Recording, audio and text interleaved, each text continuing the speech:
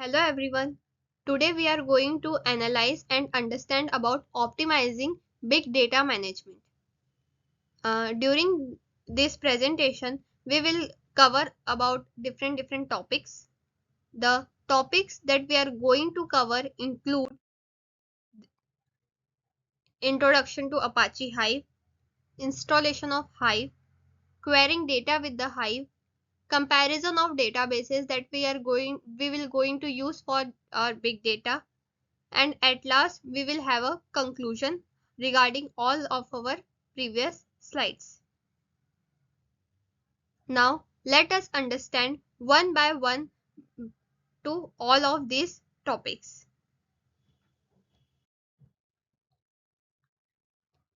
First, we have to understand about big data. That what is big data actually? The data which are very large in size is called big data. Normally we work on data of size MB or maximum GB for movies or codes, but the data in petabyte, that is 10 raised to the power 15 byte size, is called big data. There can be many sources where big data can come from, like social marketing sites, e-commerce sites, telecom company, share market, and many more. This data can be of obviously of large volume, and the data can be structured, semi-structured, or unstructured. The challenges associated with big data include storage, analysis, and management, which will necessitate to develop and to understand advanced tools and techniques. As we have understand that what big data is, that big data can be defined as massive data sets that can be structured, semi-structured, or unstructured. Now, these data sets pose challenges in storage, analysis, and management, highlighting the need for advanced tools like Apache Hive. Now we will understand about what is Apache Hive. Hive is a data warehouse system which is used to analyze the structured data. It is built on the top of the Hadoop. It was developed by Facebook. Hive provides the functionality of reading, writing, and managing large data sets residing in distributed storage. It runs SQL like queries that are called HQL, which means Hive Query Language, which gets internally converted to MapReduce jobs. Using Hive, we can skip the requirement of the traditional approach of writing complex MapReduce programs.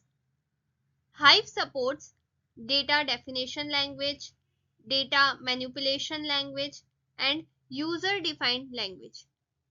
Hive can be used for a variety of data processing tasks such as data warehousing, ETL, extract, transform, load pipelines, and ad hoc data analysis. Characteristics of Apache Hive. There are different characteristics, or we can say features, included in Apache Hive. Hive is fast and scalable. It provides SQL-like queries, that is HQL, that are implicitly transformed to MapReduce or Spark jobs. It is capable of analyzing large datasets that are stored in HDFS. It allows different storage types such as plain text, RC file, and HBase. It uses indexing to accelerate the queries. It can operate on compressed data stored in the Hadoop ecosystem. It supports user-defined functions, where user can provide its functionalities Besides all of these features, there are some limitations of Hive also. That is, Hive is not capable of handling real-time data. It queries contains high latency and it is not designed for online transaction processing.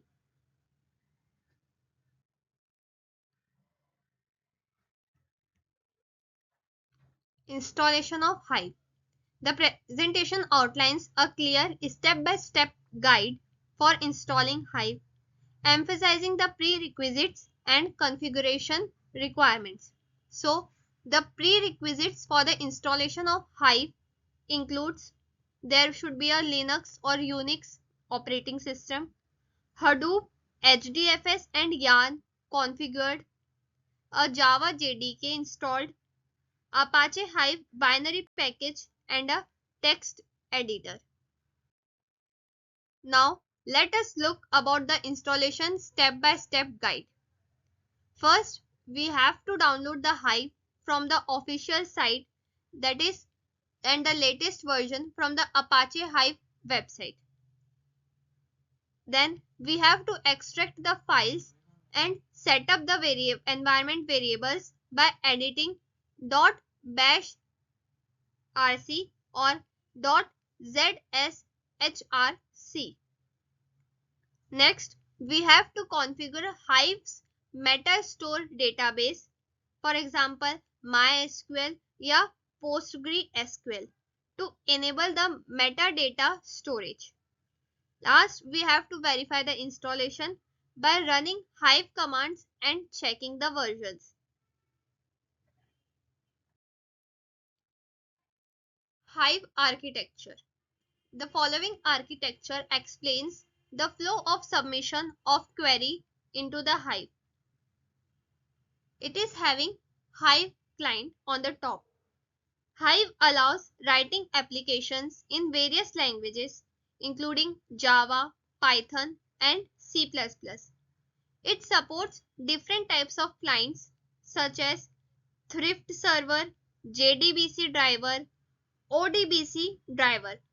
Thrift Server, it is a cross-language service provider platform that serves the request from all those programming languages that supports Thrift. JDBC driver, it is used to establish a connection between Hive and Java applications. The JDBC driver is present in the class org.apache.hadoop.hive.jdbc.hive driver. Last, ODBC driver. It allows the applications that supports the ODBC protocol to connect the Hive.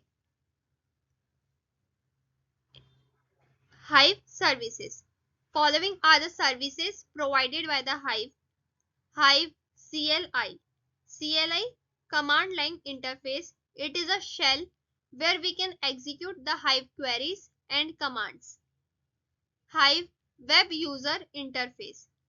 It is just an alternative of Hive command line interface. It provides a web-based GUI for executing Hive queries and commands. Hive Metastore. Metastore, it is a central repository that stores all the structured information of various tables and partitions in the warehouse. It also includes the metadata of column and its type information.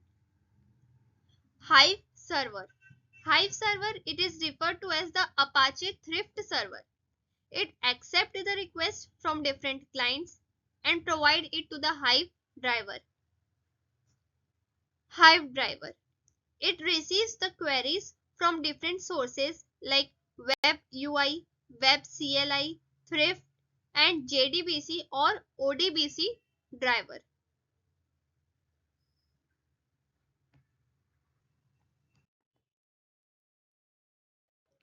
Data types of Hive. Primitive data types. The examples include int, string, float, boolean, double for straightforward data handling. Then second includes complex data types that have array, map, struct that will allow more advanced data structuring. Querying data with Hive.